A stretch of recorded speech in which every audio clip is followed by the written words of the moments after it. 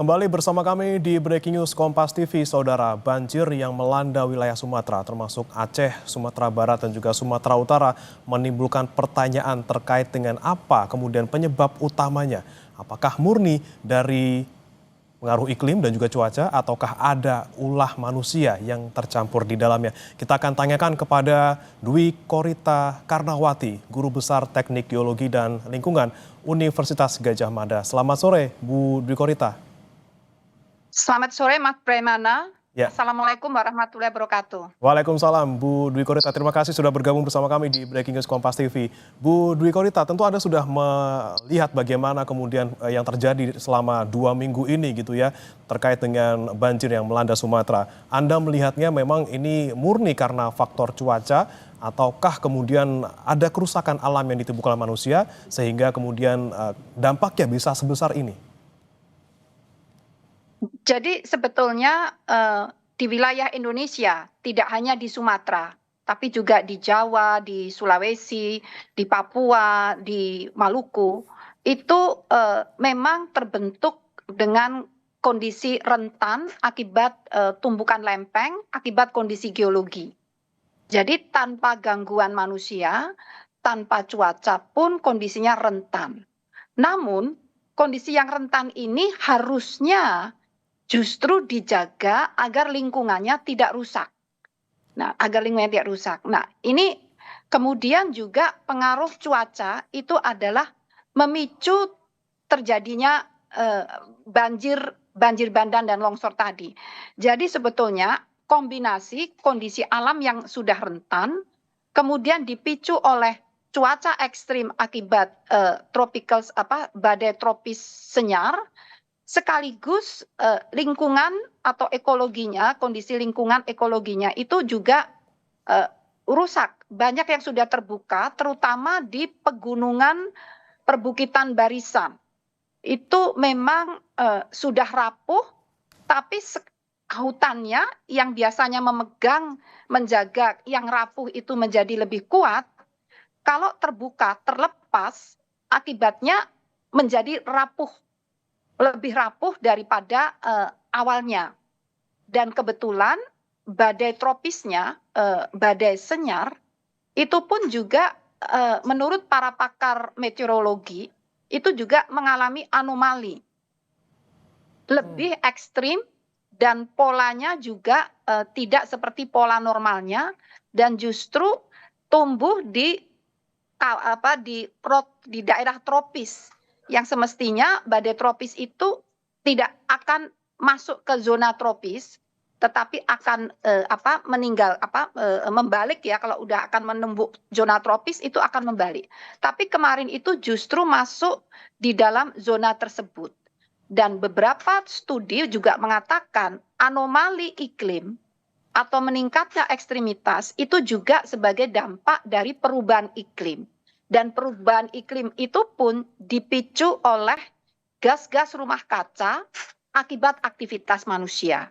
Sehingga rootnya, ujung-ujungnya sebetulnya alam yang rentan itu menjadi parah, bencana menjadi lebih dahsyat karena aktivitas manusia yang membuka lahan, membuka lingkungan ataupun merusak lingkungan. Demikian. Kemudian Bu Dwi Korita, Anda juga sempat mengatakan ataupun ada data yang Anda sampaikan terkait dengan bencana ini di beberapa media. Bencana seperti ini juga pernah terjadi beberapa waktu lalu atau sekitar 50 tahun lalu. Ini seperti apa yang kemudian Anda lihat perbedaannya antara bencana yang terjadi sebelumnya dengan yang kali ini terjadi, Bu? Jadi bencana terakhir di Sumatera Utara itu di Das Bahorok, kejadiannya tahun 2003. Kami melakukan studi lintas disiplin saat itu, tidak hanya geologi tapi juga disiplin lingkungan dan sosial ya. Di sana kita akhirnya menemukan bahwa kejadian yang sama, banjir bandang yang saat itu di Das Bahorok, itu pernah terjadi 50 tahun yang lalu. Sehingga saat itu kami tim menyimpulkan berarti itu periode ulang 50 tahunan. Dan penjelasan yang tambahan yang kami peroleh, saat 50 tahun yang lalu das tersebut masih hutan.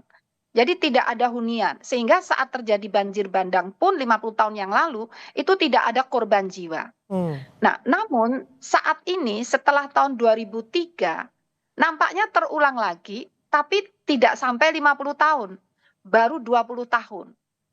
Dan areal kawasannya juga justru malah semakin meluas.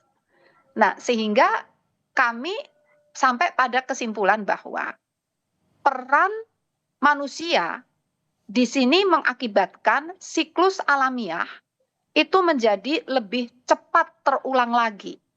Tidak harus menunggu periode alamiah tadi.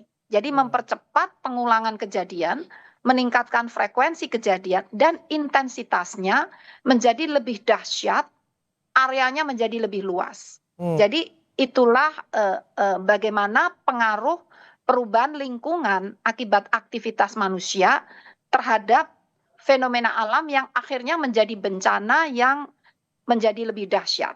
Oke. Demikian. Sudah kawasan yang rentan, kemudian ada potensi siklus bencana 50 tahunan tapi terjadi lebih cepat karena ulah manusia. Tapi sebenarnya seberapa besar, Bu Dwi Korita, kontribusi tata ruang mungkin yang diakibatkan oleh ulah manusia ini kemudian bisa berdampak pada seberapa besar bencana yang ditimbulkan, mungkin terkait dengan korban jiwa maupun kerusakan yang ditimbulkan?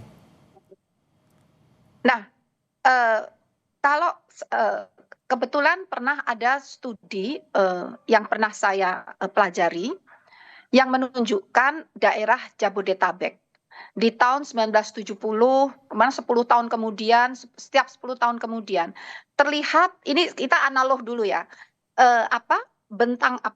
tata guna lahannya itu semakin terbuka, dan BMKG mengidentifikasi dengan semakin terbukanya lahan, maka suhu udara permukaan itu pun semakin meningkat. Jadi pemanasan di udara, di tempat udara permukaan kita tinggal ini semakin meningkat. Dan hal itu pun juga terjadi di area lain di wilayah Indonesia. Terjadi peningkatan suhu udara.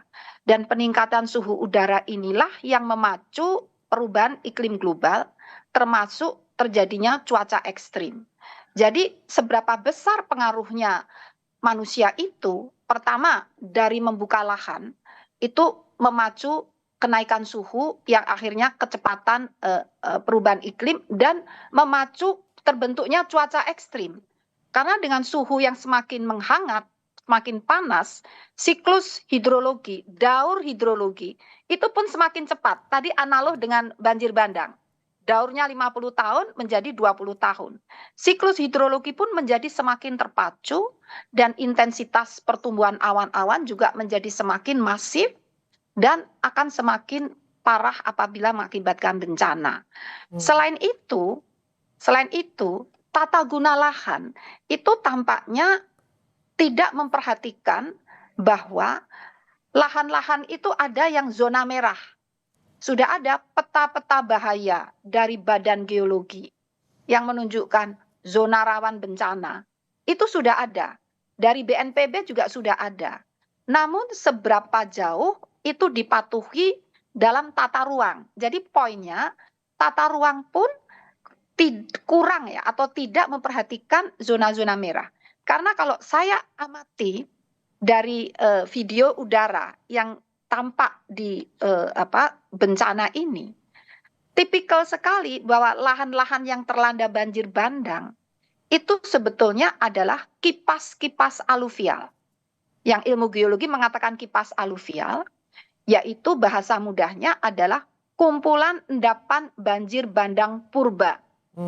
Jadi daerah-daerah tersebut sebetulnya memang lokasi yang dimana banjir bandang itu memang lewat di situ. Yaitu tuh endapan-endapan banjir bandang purba.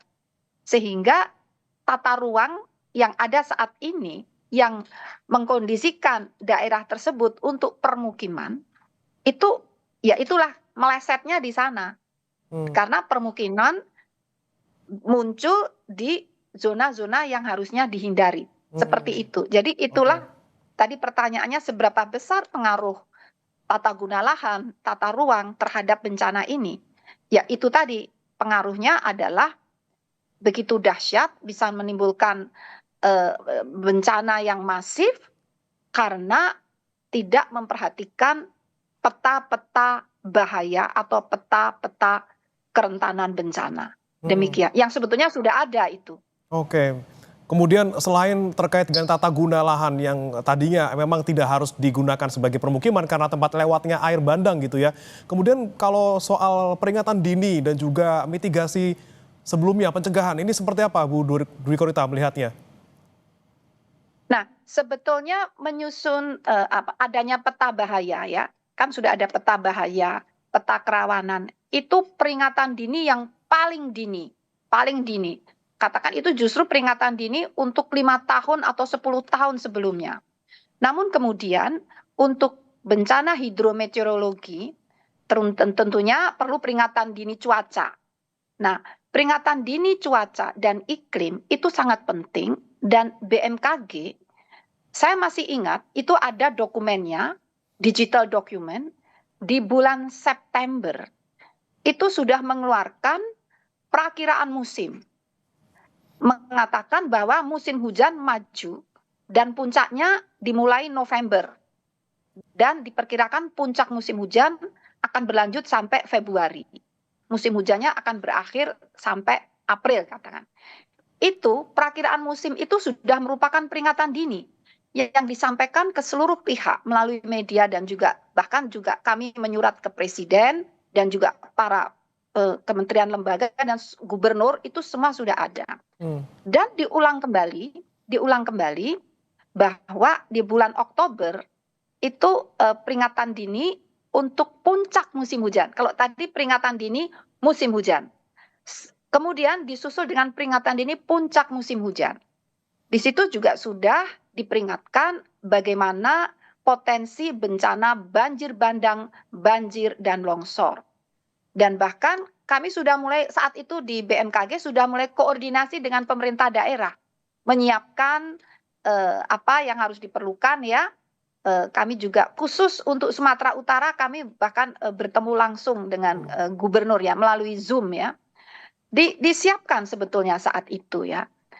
Nah, dan jadi sebetulnya peringatan dini itu berjalan dan di bulan November, tanggal 21 November, saya melihat BMKG mengeluarkan peringatan dini siklon tropis. Karena saat itu bibit siklonnya sudah muncul. Dan akhirnya tanggal 21 itu peringatan dini kan semakin pendek nih. Dari sekian tahun tadi tata ruang itu kan peringatan dini tahunan skala tahun ya. Kemudian peringatan dini skala bulan, peringatan dini skala minggu dan bahkan skala hari.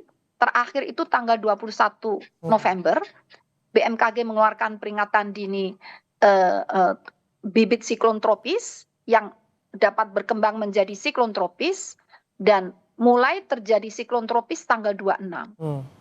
Jadi sebetulnya peringatan dini itu secara sistemik itu sudah ada. Tapi poinnya bagaimana aksi dini untuk merespons peringatan dini ini perlu lebih digalakkan ya. Jadi setelah menerima peringatan dini, itu apa yang harus dilakukan? Nah, ini dia Bu Dwi Korita. Memang kalau dari kepala daerah sudah diberikan peringatan dini, sudah ikut rapat juga, tapi bagaimana kemudian bisa menyampaikan ke masyarakat yang mungkin tidak tahu apa-apa atau tidak tahu untuk berbuat apa dalam keadaan seperti ini, sehingga akhirnya mereka gelagapan dan juga akhirnya banyak korban yang timbul akibat kejadian ini. Saran Ibu seperti apa Bu? Untuk kemudian bisa dari kepala daerah bisa langsung menyampaikan ataupun menerjemahkan peringatan dini ini langsung ke masyarakat. Iya, sebetulnya edukasi dan literasi tentang kebencanaan nampaknya masih perlu terus digalakkan ya. Jadi apalagi sampai ke masyarakat dan edukasi itu kan tidak harus dalam bentuk sekolah ya. Bisa melalui sosial media, bisa melalui media-media interaktif lainnya. Dan jadi ini mungkin yang perlu ditingkatkan adalah bagaimana literasi dan edukasi tadi. Dan kadang-kadang mungkin komunikasinya perlu juga ditingkatkan. Sebagai contoh saat banjir di Bekasi, itu kami juga koordinasi dengan BPPD dan ternyata sudah ada ronda di komplek-komplek ya. Dan salah satu penghuni itu menyampaikan sudah mendengar ada peringatan siaga, siaga, siaga. Nah, namun ternyata kata siaga itu tidak dipahami. Jadi kembali tidur lagi karena waktu itu sedang bulan puasa ya, mau sahur gitu ya. Setelah sahur ya tidur lagi, bangun tidur airnya udah naik. Jadi komunikasi itu juga menurut kami juga perlu kita tingkatkan bersama. Kata siaga itu barangkali harus dijabarkan evakuasi keluar dari area itu ya. Tapi kalau hanya siaga kan kita nggak ngerti siaga itu apa ya. Jadi harus lebih apa ya, bahasanya lebih bahasa yang bahasa masyarakat kali, bukan bahasa yang seperti itu tadi, apa, Oke. tidak begitu jelas gitu Ya, ya. pola Demikian. komunikasi yang straight to the point ya, yang sederhana bisa dipahami oleh seluruh Iya, masyarakat, itu iya, bisa membuat iya, mereka juga bisa secara langsung gitu ya, mengevakuasi diri jika ada menindaklanjuti. bencana Betul, seperti itu. Selain komunikasi tentunya betul. tadi secara garis besar juga Bu, terkait dengan tata ruang, jangan sampai membangun permukiman di tempat yang rawan untuk dilewati air bandang, kemudian juga bagaimana menjaga hulu tentunya ya Bu ya, agar Iya, air tidak das langsung turun ke bawah. Dan ini menjadi pelajaran kita bersama, Bu Dwi Korita. Semoga kedepannya kita juga bisa lebih waspada untuk menghadapi bencana. Terima kasih Bu Dwi Korita Karnawati, Guru Besar Teknik Geologi dan juga Lingkungan Universitas Gadjah Mada sudah bergabung bersama kami di Breaking News. Selamat sore, Bu. selamat sore.